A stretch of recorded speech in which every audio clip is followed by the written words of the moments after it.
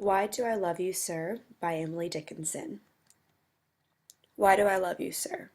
Because the wind does not require the grass to answer. Wherefore, when he pass, she cannot keep her place.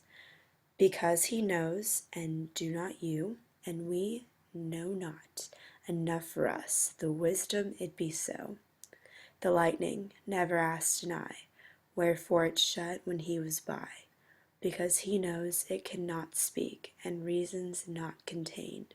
Of talk there be, preferred by daintier folk.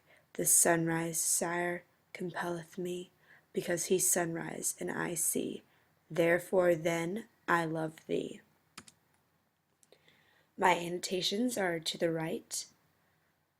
Because is the answer to her question presented in the first line of the first stanza, which is suggesting that there's no way to express why she loves this sir.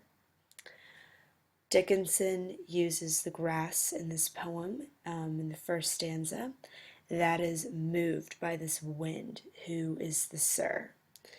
Dickinson is saying that if she were to ask the wind why it was affected, the answer would simply be because.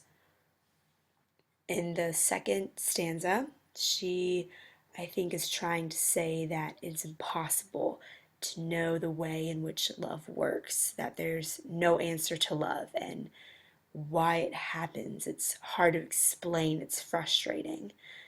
The enough for us is hence that it's too much for one person to try to know and understand and handle.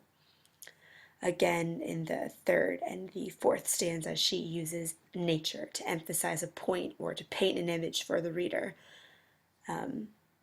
Again, she never asked, the lightning never asked an eye, just because the answer is because it's just simple.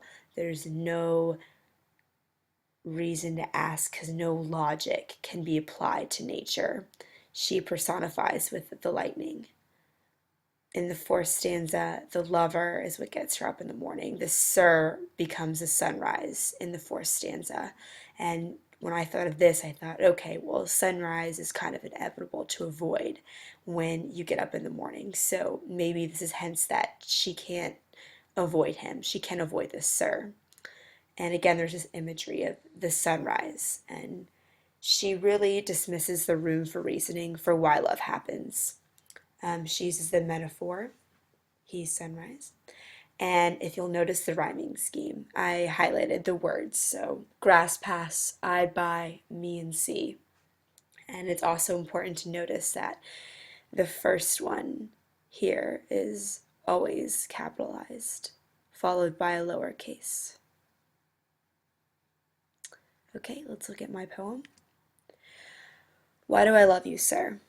Because the memories demand to be felt, shot through her pelt, her blood rushing, because he knows and fires away. As people stand watch, they keep quiet. The war it has become. A soldier never asks to kill, but for its position, it will. Because of this, he suits up, back sweating, eager, legs shaking. They're stopped in the mud. The shot, dear, comforted me.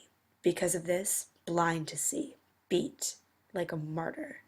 I love thee. So, memories, they demand to be felt. They're inevitable to avoid. Sort of like it was inevitable for the grass to not be moved by the wind. The shot in the fourth stanza, it brings pain. And it's symbolizing that this pain you still can't explain. You can't explain why you love him.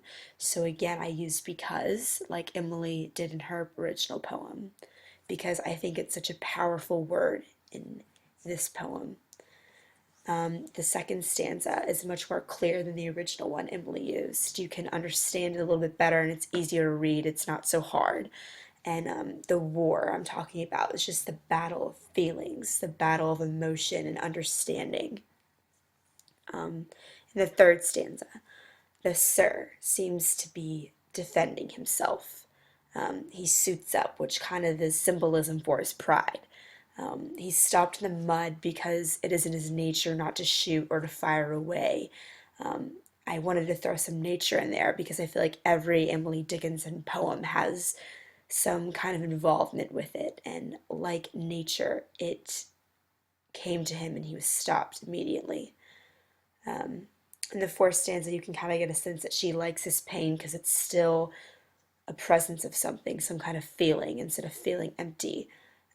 She's blind to see, which is a paradox that I used, and like a martyr was my example of a simile. So overall, there's still this huge level of uncertainty in the nature of love. And I also did like Emily with the rhyming felt, pelt, kill, will, which I forgot to highlight, me and C. And I also capitalized the first letter of the first rhyming word. So obviously there's similarities and differences if you haven't picked up on that. Similarities involve rhyme scheme, positioning of dashes, capitalization.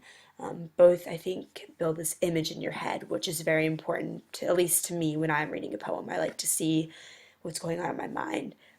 There's also a state of conflict with knowing and understanding why, and mostly surrounding love. The themes are a little bit different, but the overall concept is the same.